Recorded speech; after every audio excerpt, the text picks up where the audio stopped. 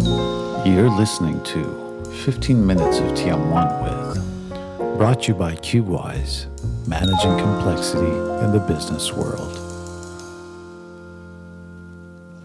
Welcome to another episode of 15 Minutes of TM1. Today, my special guest and friend is none other than Marius. Hi. Man, it's so good to see you in person again. Yeah. And for those of you who are watching, you've probably seen our videos when we are talking online. Now we are not anymore, but we're going to post online, yes. This conversation is going to be slightly different with our typical video that we've done, which is all around TM1py. I love TM1py, but what I think is missing is people haven't seen or heard your TM1 story. And that's what I want to talk about today. Yeah. And then, of course, we can talk about as much TM1py as you want later. So let's start there, if you're up for it, of course. Absolutely. So anyway, first up, we're here in the IBM Innovation Center in London. We have just finished the TM1 World Championship. So for people to get a perspective of when we are talking about this and where, we're in London, 2023, April. So Marius, how did you get started with TM1? Was it by chance? Was it you read as the most exciting thing on earth? Or you just read on the IBM magazine? Like, what happened? How did you get started? So I've been in the TM1 world for about 8 years now. Right. Long time to do TM1. And in fact, I've been doing TM1 all of my professional life. Really? Yeah. Your whole life? Well, not my whole life. Okay, all right. But your whole professional life? Yes. In fact, yes. And how did that start? So after university, I had my first job as a TM1 consultant. Okay. In a small consulting company in Germany. Mm-hmm.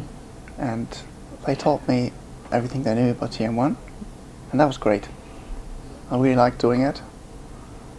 But I really liked it, but also I really missed Python, because Right. I'd used Python in university a lot. Okay. Done my thesis with Python. Really liked it. I've gotten really fluent with it. And then they showed me this amazing technology, which I appreciated immediately. Once I got to know the cubes and the multidimensionality, the concept, I really liked it. But I was missing to express myself with Python, express my logic and my ideas with Python. And from the first day, I was missing that.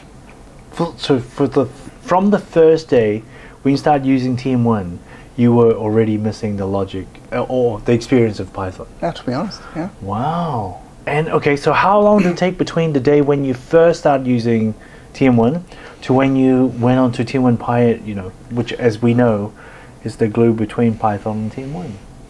TM1py now is a very mature product, right? We've just reached 40 developers on GitHub, so it's reached a real state of maturity, right, and robustness. Okay. And it went through different stages. Okay. Right. And of course, when I learned TM1, I had to learn TM1 first, right? You don't start learning the REST API or something. And so maybe. I just thought maybe it was you would have done it backwards. Yeah. No. No. Learning TM1 the hard way. Yeah. Why is it so hard to put data into a cell?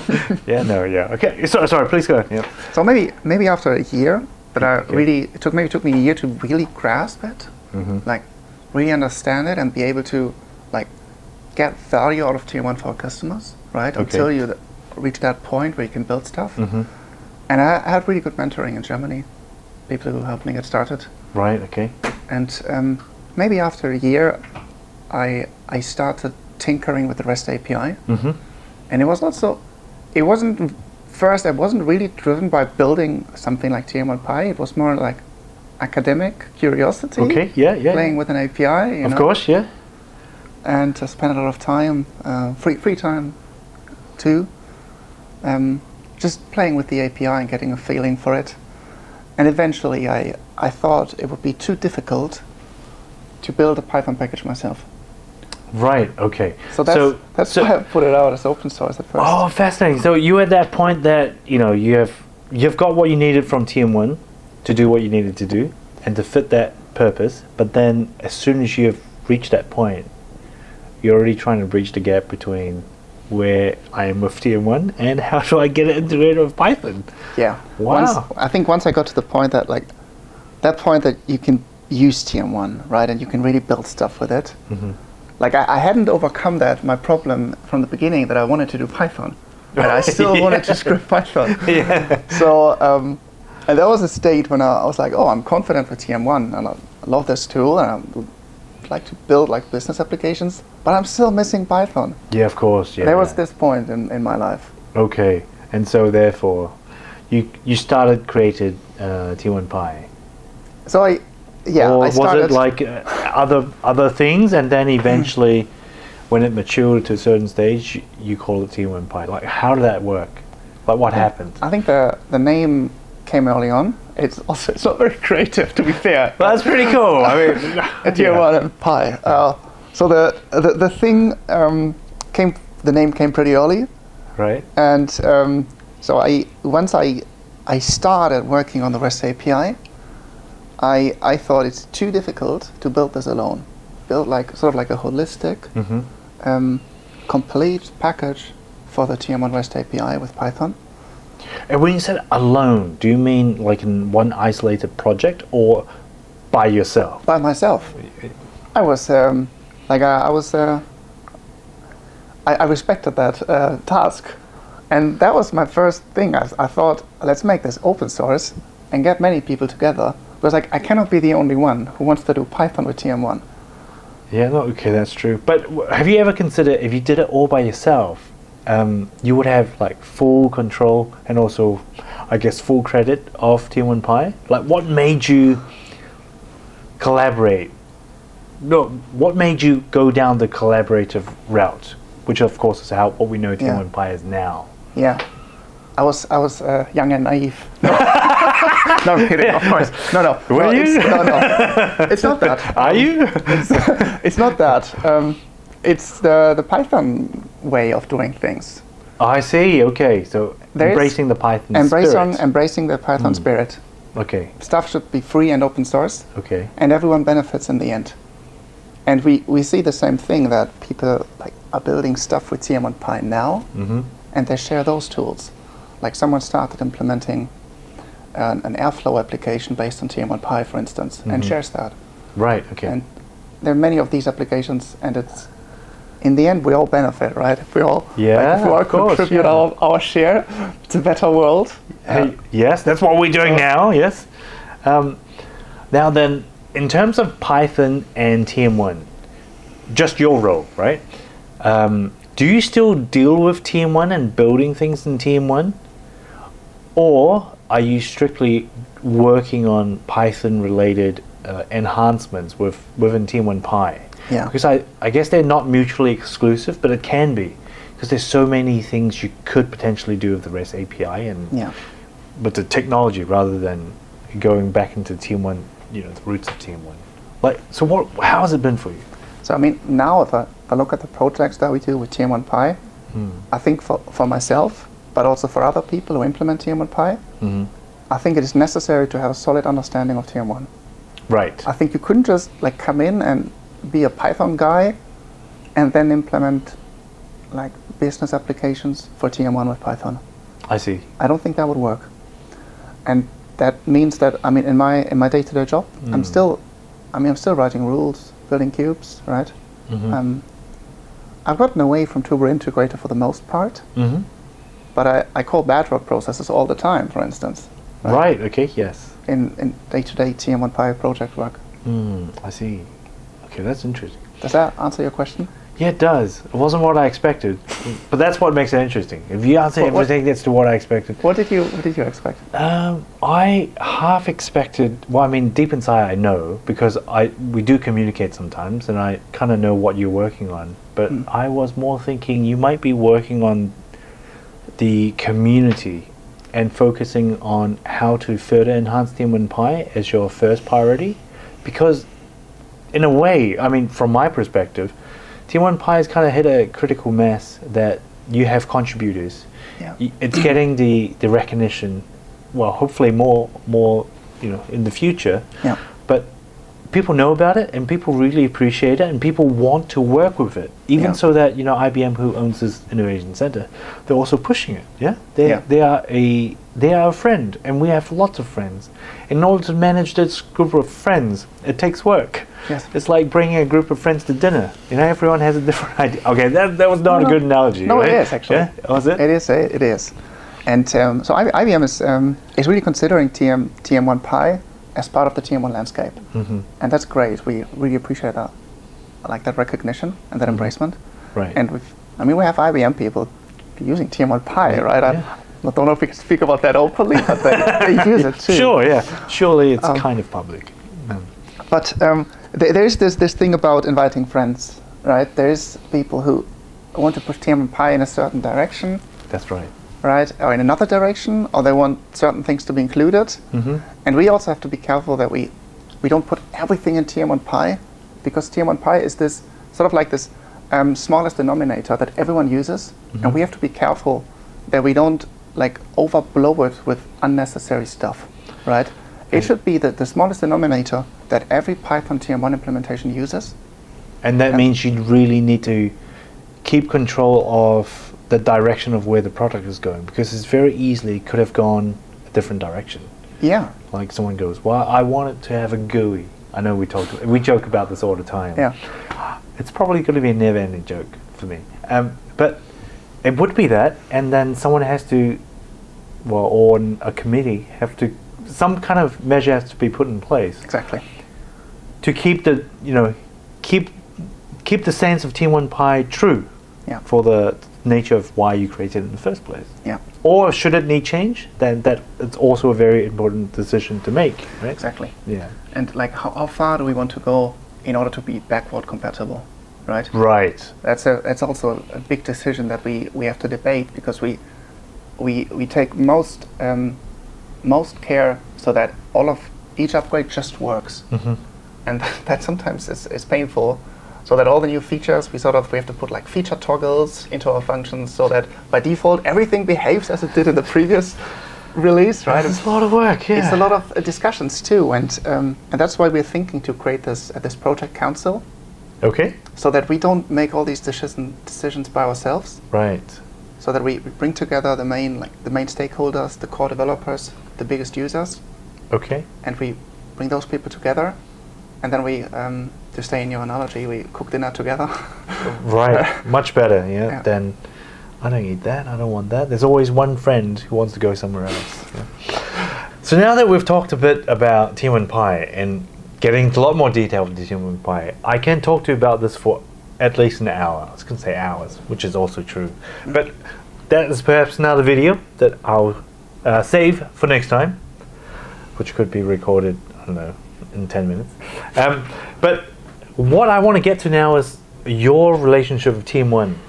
Now that you are the inventor of TM1py and heavily involved with TM1py. So, from your perspective, where do you see the future of TM1? Or the future of TM1 with TM1py? Or is it going to be TM1py 2?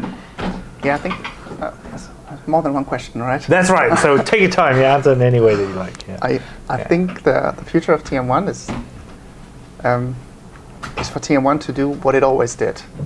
Being a really fast, efficient engine to do business analytics, to do BI, to do consolidations, right?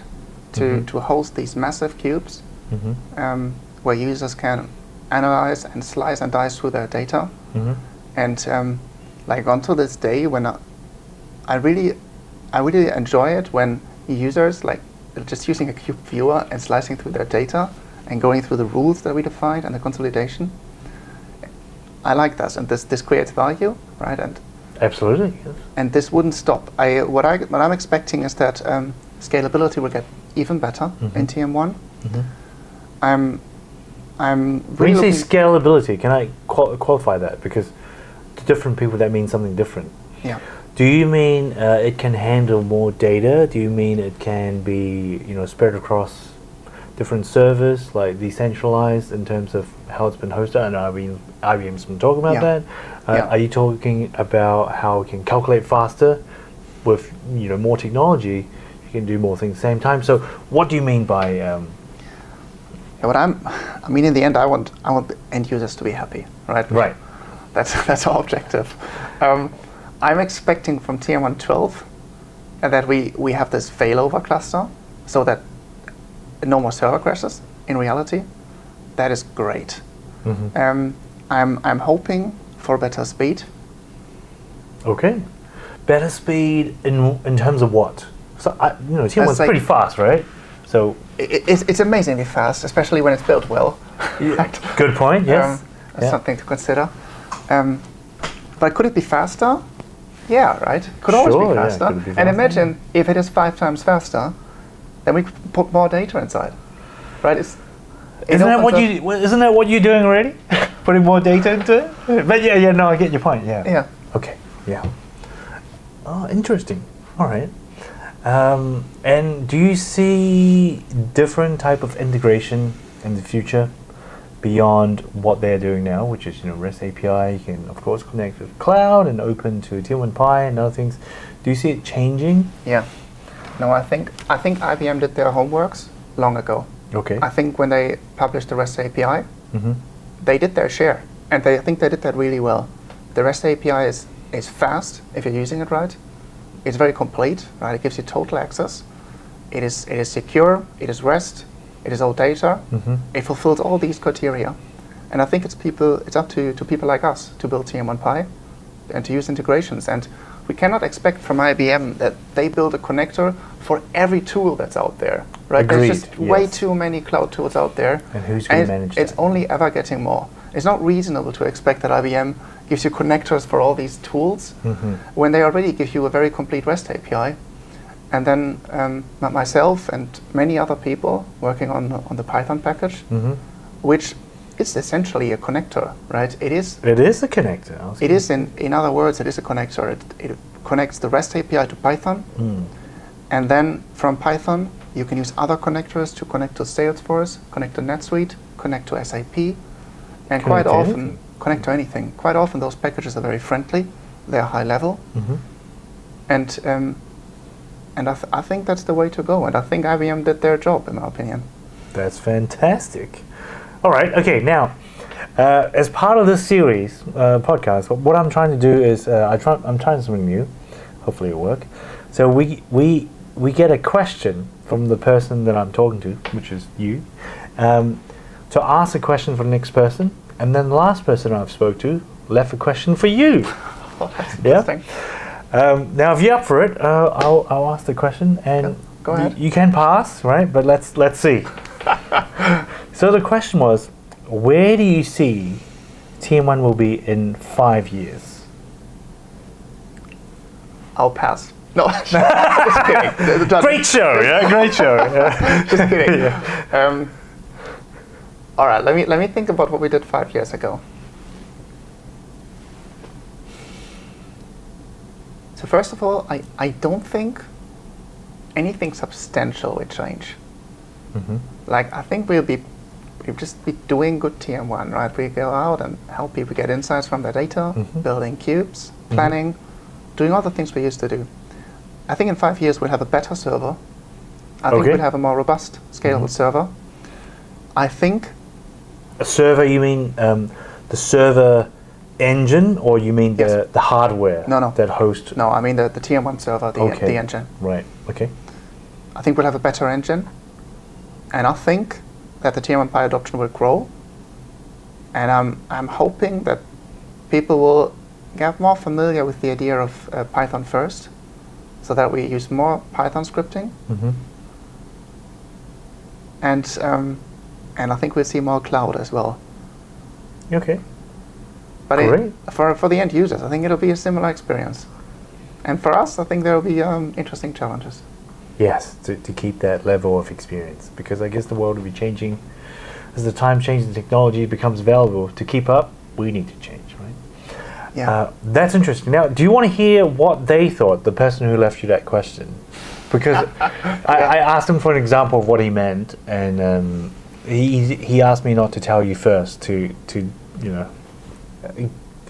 impress bias upon your answer.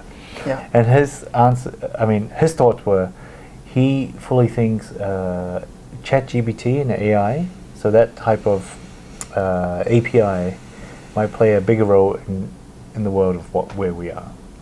Wow, I agree with that actually. Yeah. Mm.